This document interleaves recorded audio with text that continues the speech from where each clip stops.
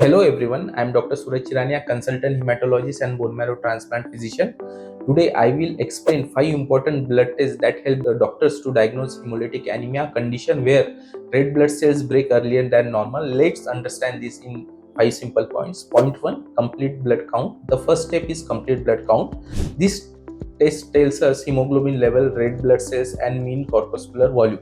In hemolytic anemia, hemoglobin is usually low, indicating anemia, but CBC alone can't confirm hemolysis, so we need additional tests. Point 2, reticulocyte count. Reticulocytes are the young red blood cells released from the bone marrow when red blood cells are being destroyed rapidly.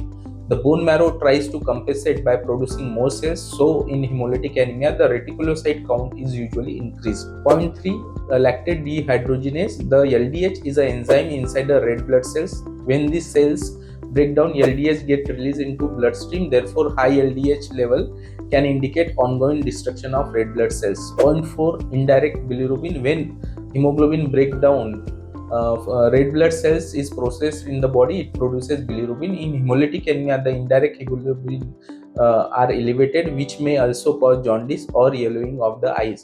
Point 5, haptoglobulin or peripheral smear. Haptoglobulin is protein that binds with free hemoglobin released during hemolysis. In hemolytic anemia, haptoglobulin level decrease because it get consumed.